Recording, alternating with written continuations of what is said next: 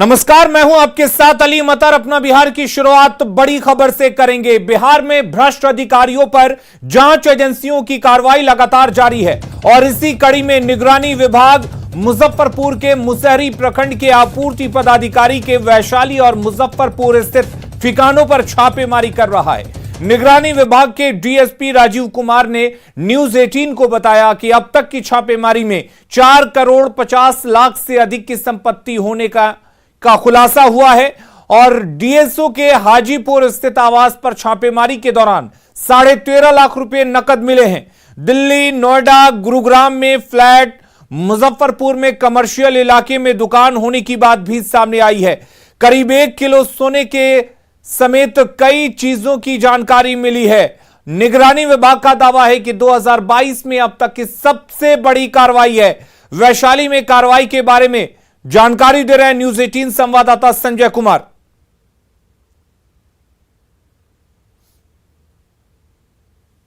भ्रष्टाचार के खिलाफ निगरानी अन्वेषण ब्यूरो की टीम आज एक बड़ी कार्रवाई कर रही है। मुजफ्फरपुर के मुसहरी ब्लॉक के बीएसओ संतोष कुमार के ठिकानों पर छापेमारी चल रही है और इस वक्त ये तस्वीर है, निगरानी अन्वेषण ब्यूरो की टीम यहां पर मौजूद है। पटना से चलकर हाजीपुर आई है पूरी टीम और यहां पर फिलहाल रेड कंडक्ट किया जा रहा है। आय से अधिक संपत्ति मामले में ये कार्रवाई चल रही है और फिलहाल ये जो कैश रिकवर किया गया 12 लाख रुपए से अधिक ये कैश बताया जा रहा है और 1 किलोग्राम सोना जो है वो रिकवर किया गया। इसके अलावा कई और चीज़ें मिली है। दिल्ली में फ्लैट होने का भी प्रमाण जो है वो मिला है। इसके अलावा ज़मीन के भी डीड मिले हैं जो सोर्सेज हैं उन्होंने बताया है। फिलहाल राजीव कुमार सिंह जो डीएसपी हैं विजिलेंस के, उनके नेतृत्व में ये छापेमारी चल रही है। पूरी निगरानी की टीम इस वक्त आप कैमरे की नज़र में देख पा रहे होंगे, पटना से चलकर पूरी टीम यहाँ पहुंची है। मुजफ्फरपुर और हाजीपुर इन 2 ठिकानों पर ये छापेमारी चल रही है। क्या कुछ हासिल हुआ इस छापेमारी में, जो डीएसपी नेतृत्व कर, हम उन्हीं से बात कर लेते हैं। प्राइमा फेसी क्या कुछ फाइंडिंग्स रही है अभी पूरी टीम को? संतोष कुमार हैं, प्रखंड सप्लाई पदाधिकारी मुजफ्फरपुर के। उनके ऊपर प्राथमिकी दर्ज हुई थी। 2 करोड़ से अधिक का मामला था, ठीक है, आय से अधिक संपत्ति का मामला था। आज जो सर्च हुआ है तो उसमें 13.5 लाख के करीब कैश बरामद हुए हैं, गहने बरामद हुए जिसका वैल्यूएशन चल रहा है, अभी आपके सामने ही चल रहा है। 2 करोड़ 30 लाख के आसपास ज़मीन के और कागजात बरामद हुए हैं, जिसमें 3 जगह फ्लैट है इनके, दिल्ली, गुरुग्राम, नोएडा मिले हैं। मुजफ्फरपुर में इनका कॉमर्शियल मॉल में दुकान भी मिला है, ठीक है। बैंक में लगभग 90 लाख के आसपास इनका डिपॉजिट के प्रमाण मिले हैं अभी तक। अभी अनुसंधान चल रहा है, सर्च चल रहा है। कितने बैंक अकाउंट्स मिले हैं इनके? लगभग अभी 8 बैंक अकाउंट हमको ट्रेस किए हैं। इसमें 90 लाख? हाँ, 90 लाख के आसपास इनका सेविंग्स है जी। तो कुल मिलाकर ये मामला कितने तक अभी प्राइमा फेसी इन्वेस्टिगेशन में? अभी तो जितना आपके सामने ही बोला 4.5 करोड़ का, तो अभी तक हमारे पास प्रमाण पेपर आ चुके हैं। रेस्ट अभी हम लोग कैलकुलेशन कर रहे हैं, जितना मिलेगा हम लोग बताएंगे। क्या नाम हुआ अपना? राजीव कुमार सिंह, पुलिस उपाधीक्षक। Rajiv Kumar Singh, DSP vigilance. 4.5 करोड़ आय से अधिक संपत्ति का मामला अब तक ये पहुंच गया और 2022 में ये अब तक का सबसे बड़ा मामला बताया जा रहा है। और देखना होगा जब ये छापेमारी खत्म होगी तो आखिरकार कितनी आय से अधिक संपत्ति मिलती है संतोष कुमार के ठिकानों से। कैमरा पर्सन अजय दुबे के साथ संजय कुमार, न्यूज 18 हाजीपुर। तो ये तस्वीरें आप देख सकते हैं, ये वही बीएसओ हैं जिनके आवास पर और ठिकानों पर छापेमारी चल रही है। आप अंदाजा लगा सकते हैं कि एक प्रखंड आपूर्ति पदाधिकारी के ठिकानों पर छापेमारी के दौरान अब तक 4.5 करोड़ से ज्यादा के संपत्ति होने का प्रमाण मिल चुके हैं। लेकिन अब भी निगरानी विभाग की तरफ से जो अधिकारी गए हैं वो जांच कर रहे हैं और ये पता लगाने की कोशिश की जा रही है कि जो सोने के जेवरात मिले हैं, जो फ्लैट्स और दुकानों की बात कही जा रही है, उनकी कीमत क्या होगी। लेकिन 4.5 करोड़ संपत्ति होने का खुलासा अब तक हो चुका है। और वहीं संतोष कुमार के मुजफ्फरपुर स्थित ठिकाने पर भी छापेमारी चल रही है। मुजफ्फरपुर स्थित संतोष कुमार के आवास पर 12 सदस्यीय टीम है जो एक-एक कागज को खंगाल रही है। निगरानी थाना कांड संख्या 1622 संतोष कुमार प्रखंड आपूर्ति पदाधिकारी जो है इनके विरुद्ध दर्ज है। इसी क्रम में माननीय न्यायालय से वारंट प्राप्त करके गृह तलाशी की जा रही है। छपरा करें यहाँ हाजीपुर स्थित उनके पैतृक आवास में चल रही है। ब्रह्मपुरा में स्थित जो उनका आवास है जिसमें भाई के साथ रहते वहाँ तलाशी हो गई है, अब उनके कार्यालय में चल रही है। तो अब तक कुछ मिला है कि नहीं मुजफ्फरपुर में? मुजफ्फरपुर में कुछ नहीं मिला है, लेकिन वहाँ पर सूचना मिल रही है कि हाजीपुर में बहुत अच्छी। क्या कुछ आरोप है उनके? आय से अधिक संपत्ति का आरोप है। और हमारे साथ संवाददाता संजय जुड़े हुए हैं। संजय, आपसे जानना चाहेंगे, एक बीएसओ यानी कि एक ब्लॉक का अधिकारी इतने बड़े पैमाने पर अकूत अवैध संपत्ति जमा कर रहा था, कुल मिलाकर यह कहना गलत नहीं होगा कि इस तरह के जो भी अधिकारी या पदाधिकारी हैं जो भ्रष्टाचारी हैं या भ्रष्टाचार में लिप्त हैं, उनको बख्शेगी नहीं सरकार। जी बिल्कुल। और देखिए, हाल के महीनों में जो लगातार कार्रवाई हो रही है, चाहे जितनी भी एजेंसियां हो, इकोनॉमिक ऑफेंस यूनिट हो, विजिलेंस हो, स्पेशल विजिलेंस हो, जो भी भ्रष्टाचार के बल पर धन कुबेर बन बैठे हैं जो अफसर हैं, वो लगातार इनकी रडार पर हैं। और ब्लॉक सप्लाई ऑफिसर हैं ये प्रखंड आपूर्ति पदाधिकारी संतोष कुमार, जो मुजफ्फरपुर के मुसहरी प्रखंड में पदस्थापित है। इनके खिलाफ प्राइमा फेसी आय से अधिक 2 करोड़ रुपए से अधिक की संपत्ति का पता चला था और इसके बाद निगरानी थाने में एफआईआर लॉन्च किया गया था। लेकिन जब जांच शुरू हुई छापेमारी के बाद, तो ये मामला और ऊपर चला गया। अभी तक 4.5 करोड़ की संपत्ति, आप समझ लीजिए, नोएडा, दिल्ली और गुड़गांव, 3 बड़े बड़े महंगे शहरों में इनके फ्लैट्स हैं। मुजफ्फरपुर में मार्केटिंग कॉम्प्लेक्स में दुकान है। इसके अलावा 1 किलो ऑर्नामेंट जो है वो मिला है, 13.5 लाख कैश है और भी कई कागजात जो है। बैंक में भी 8 बैंक के जो पासबुक मिले, उसमें भी भारी 90 लाख रुपए की राशि जो है वो जमा है, ऐसा निगरानी के अधिकारी बता रहे हैं। तब ऐसे में इनकी संपत्ति जो है वह कहां तक जा पहुंचे, इसका अंदाजा लगाना मुश्किल नहीं है। बहरहाल अभी भी कागजातों को खंगाला जा रहा है और निश्चित तौर पर उनकी मुश्किलें बढ़ेंगी। जिस तरीके से आज से अधिक संपत्ति का ये प्राइमा फेसी मामला था, अब जस्ट डबल होता हुआ नजर आ रहा है। और जब तक छापेमारी खत्म होगी, निश्चित तौर पर इनके यहाँ अकुत संपत्ति का पता चलेगा, ऐसा निगरानी विभाग के अधिकारियों ने न्यूज 18 को जानकारी दी है। जी अलीम। संजय, इस संपत्ति की तस्वीरों को हम इस वक्त टीवी स्क्रीन पर दिखा रहे हैं और यह देखकर बिल्कुल अंदाजा लगाया जा सकता है कि आखिर क्यों सरकार की तरफ से जो भी चीजें गरीबों के लिए या आम लोगों के लिए दी जाती हैं, वो क्यों उन तक नहीं पहुंच पाती हैं और आखिर कहां जाती हैं, कैसे उसे भ्रष्टाचार का एक सिस्टम बनाकर उससे पैसे की उगाही की जाती है। जी बिल्कुल। देखिए, हम लोग बार बार दिखाते हैं कि जो राशन डीलर होते हैं, जो खाद्यान्न का उठाव करते हैं, वो जनता के बीच नहीं ले जाते हैं। और ये जो ब्लॉक सप्लाई ऑफिसर है, इनकी यही रिस्पॉन्सिबिलिटी थी कि पीडीएस सिस्टम को कैसे दुरुस्त किया जाए। लेकिन अब ऐसे में जो इनकी संपत्ति सामने आई है, वैसे में अंदाजा लगाना मुश्किल नहीं है कि किस तरीके से सरकार का जो राशन है वो लोगों को नहीं पहुंच पाता था और कालाबाजारी में बेच दिया जाता था। और उसके एवज में ये इस तरह के जो संतोष कुमार जैसे जो पदाधिकारी होते हैं, वे मोटी उगाही करते हैं दुकानदारों के साथ मिलकर। इनकी यही रिस्पॉन्सिबिलिटी थी, यानी ये अपनी उम्मीदों जो रिस्पॉन्सिबिलिटी थी उस पर खड़े नहीं उतरे और भ्रष्टाचार के बल पर इतनी अकुत संपत्ति अर्जित कर ली उन्होंने। अलीम। संजय, क्या ये निगरानी की टीम जो खंगाल रही है, क्या यह भी उम्मीद लगाई जा सकती है कि भ्रष्टाचार की ये जो अकूत संपत्ति जमा की गई है, इसकी पहुंच कहीं और भी हो सकती है? देखिए, फिलहाल अभी जांच और अनुसंधान का विषय है। फिलहाल अभी कागजातों को और जो इनके यहाँ प्रॉपर्टी है उसको निकाला जा रहा है और देखना होगा। अभी बहुत कुछ, अभी जब छापेमारी हो रही थी तो हाजीपुर में जो बुद्धा कॉलोनी स्थित आवास है उनका, वहां पर बीएसओ जो ब्लॉक सप्लाई ऑफिसर है वो खुद मौजूद थे और कई कागजात जो थे वो लगातार उनको लेकर निगरानी के अधिकारी न्यूज 18 के सामने जब पूछताछ कर रहे थे तो उनके सर पर बल पड़ रहे थे, यानी वो परेशान दिख रहे थे। तो उनको जवाब भी नहीं ढूंढ पा रहा था कि आखिरकार वो बता पाए।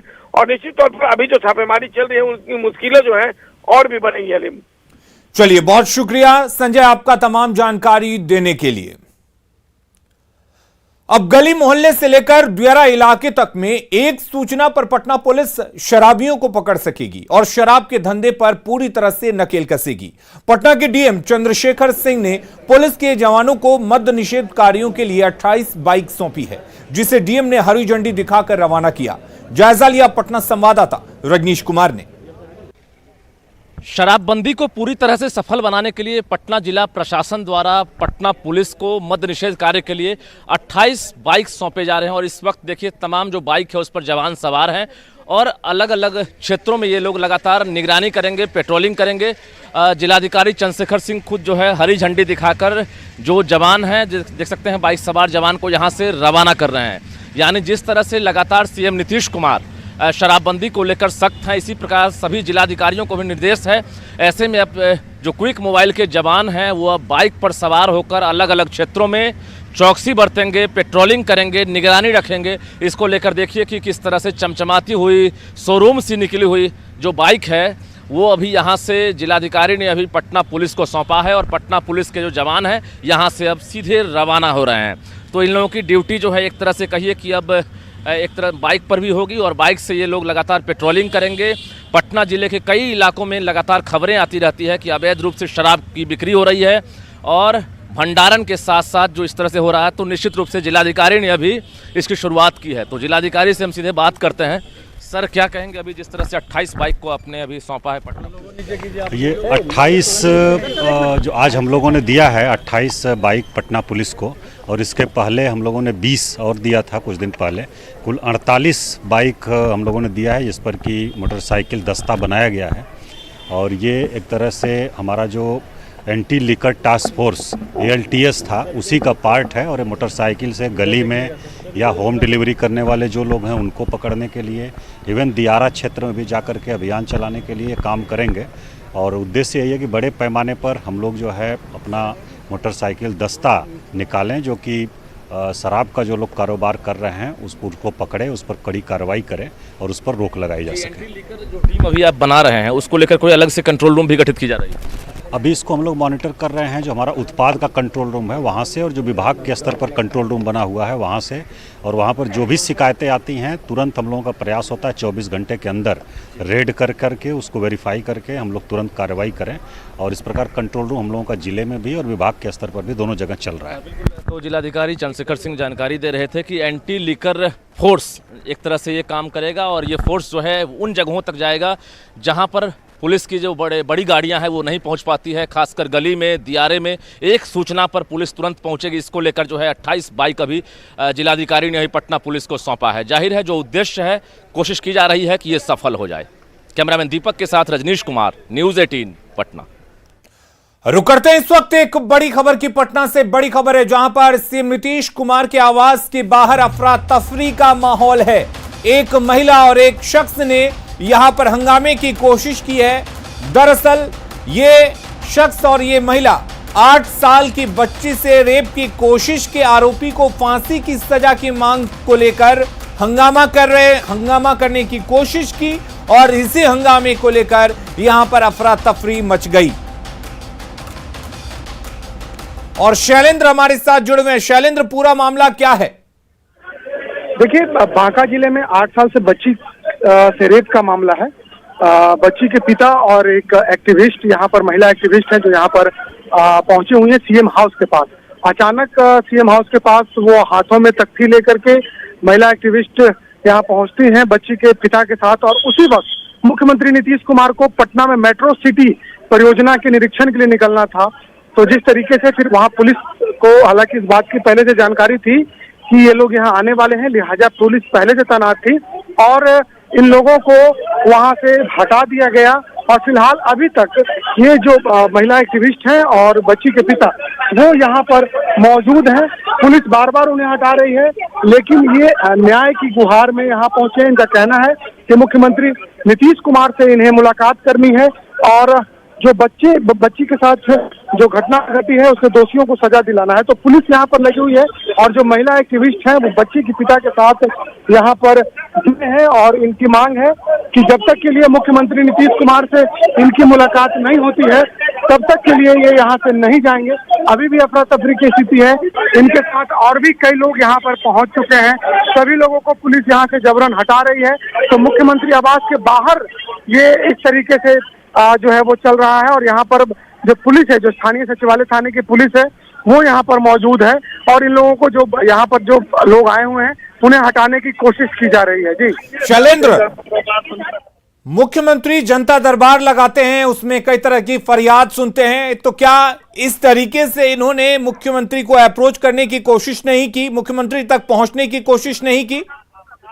बिल्कुल, देखिए पुलिस के द्वारा भी और जो यहाँ पर जो प्रशासन के लोग हैं उनके द्वारा भी यही कहा जा रहा है कि आप यहाँ से अभी चले जाइए, मुख्यमंत्री से मुलाकात नहीं हो सकती है। जनता दरबार मुख्यमंत्री लगाते हैं, आप वहाँ अपील कर सकते हैं, वहाँ जाकर के अपनी बातों को रख सकते हैं। सीधे आप बिना समय लिए हुए, एक प्रोटोकॉल होता है कि मुख्यमंत्री से सीधे तौर पर आप जा करके नहीं मिल सकते हैं। लेकिन चूंकि घटना दुखद है, बांका जिले में जिस तरीके से 8 साल की बच्ची के साथ बलात्कार हुआ, इस पूरे मामले को लेकर के अब जो एक्टिविस्ट हैं, जो सोशल वर्कर हैं, वो अब यहाँ पर पहुंच रहे हैं और उनकी मांग है कि वो मुख्यमंत्री नीतीश कुमार से मिलना चाहती हैं और जो दोषी हैं उन पर कार्रवाई हो। हालांकि इनका कहना है कि अभी ये बिहार आई हैं और इनका आंदोलन, इस मामले पर ही आंदोलन करेंगे जब तक के लिए दोषियों पर कार्रवाई नहीं होती है।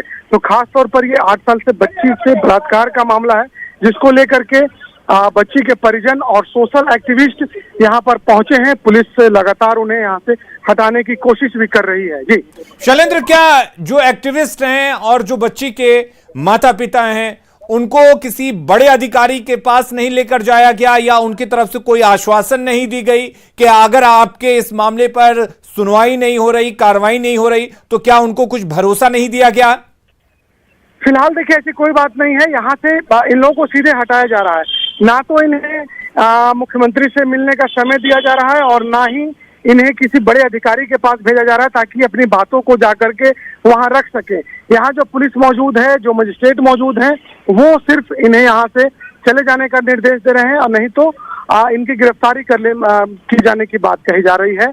यहाँ चूंकि मुख्यमंत्री आवास की इर्द गिर्द धारा 144 लगा होता है और यहाँ पर कोई धरना प्रदर्शन नहीं किया जा सकता है, लिहाजा इस कानून के तहत पुलिस यहाँ से इन्हें हटा रही है। पुलिस के जो लोग हैं, जो जवान हैं यहाँ पर और मजिस्ट्रेट, वो इन्हें हटाने की कोशिश कर रहे हैं कि आप यहाँ से चले जाइए। लेकिन कार्रवाई कैसे होगी, बच्ची को इंसाफ कैसे मिलेगा, उसके माता पिता को इंसाफ कैसे मिलेगा, इसकी जानकारी यहाँ पर कोई नहीं दे रहा है। सिर्फ ये निर्देश दिया जा रहा है कि आप यहाँ से चले जाइए।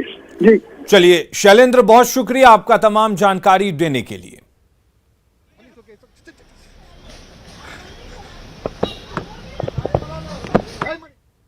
अगली खबर का रुख करते हैं। 8 सालों बाद एक बार फिर भारत और नेपाल के बीच दोस्ती की ट्रेन दौड़ पड़ी है। मधुबनी के जयनगर और नेपाल के जनकपुर के बीच चलने वाली ट्रेन का पीएम मोदी और नेपाल के प्रधानमंत्री शेर बहादुर देउबा दिल्ली के हैदराबाद हाउस से रेल सेवा का विधिवत शुभारंभ किया। जयनगर से कुर्था वाया जनकपुर 34.9 किलोमीटर लंबे रेलखंड पर रेल सेवा के शुरू होने से दोनों देशों के लोग करीब आएंगे और दोनों देशों के रिश्तों में मजबूती आएगी। बिहार और नेपाल के नागरिक इस रेल सेवा के लिए उद्घाटन के लिए बरसों से इंतजार कर रहे थे। By pressing the launch button. Navratra की बहुत बहुत शुभकामनाएं देता हूं। देउबा जी भारत के पुराने मित्र हैं। प्रधानमंत्री के रूप में यह उनकी 5वीं भारत यात्रा है। भारत नेपाल संबंधों के विकास में देउबा जी की महत्वपूर्ण भूमिका रही है। फ्रेंड्स, भारत और नेपाल की दोस्ती, हमारे लोगों के आपसी संबंध, ऐसी मिसाल विश्व में कहीं और देखने को नहीं मिलती। हमारी सभ्यता, हमारी संस्कृति, हमारे आदान प्रदान के धागे प्राचीन काल से जुड़े हुए हैं। जयनगर कुर्था रेल लाइन की शुरुआत इसी का एक भाग है।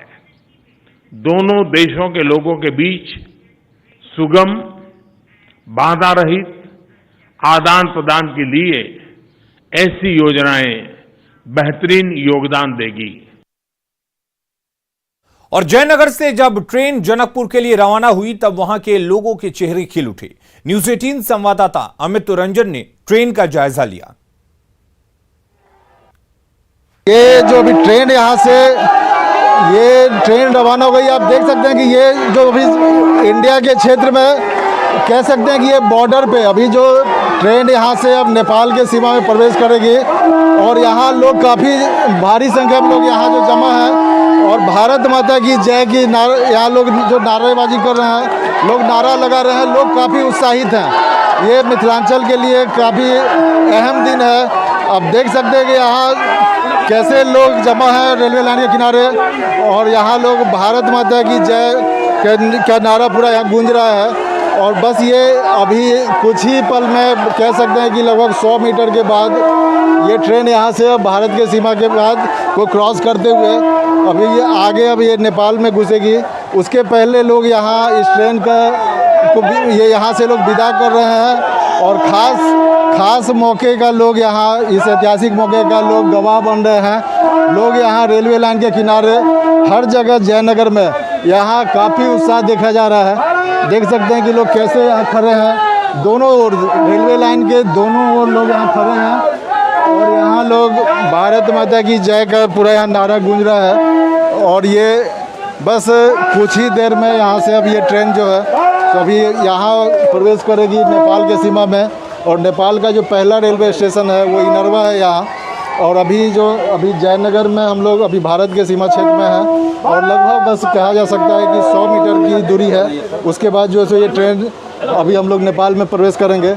और अभी जो यहाँ जो ये ट्रेन जो भी अब नेपाल में प्रवेश करेगी उसके बाद अब वहाँ भी बताया जा रहा है कि आगे नेपाल सीमा में भी वहाँ भी लोग काफ़ी सुबह से ही इस वक्त का लोग इंतजार कर रहे हैं। लोग काफ़ी संख्या में वहाँ भी खड़े हैं ट्रेन के स्वागत में। लोग वहाँ भी नेपाल में भी लोग बेसब्री से इसका इंतजार कर रहे थे।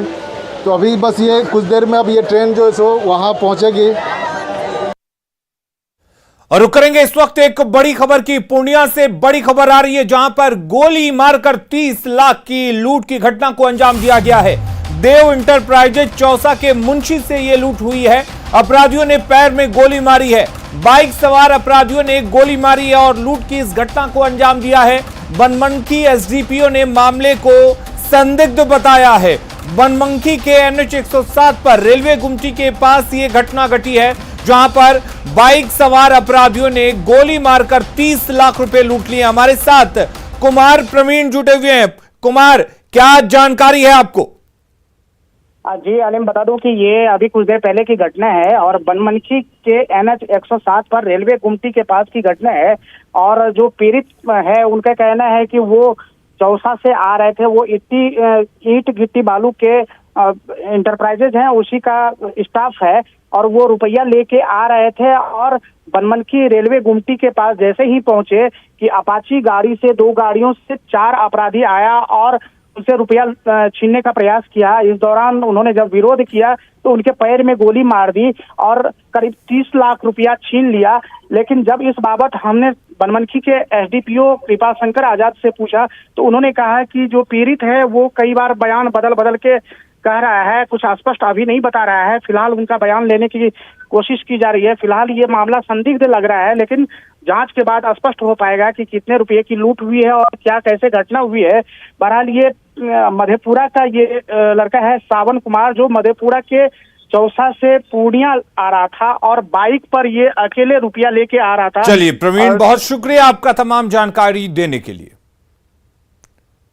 और अपना बिहार के इस बुलेटिन में फिलहाल के लिए इतना ही। खबरें लगातार जारी हैं, आप बने रहिए हमारे साथ।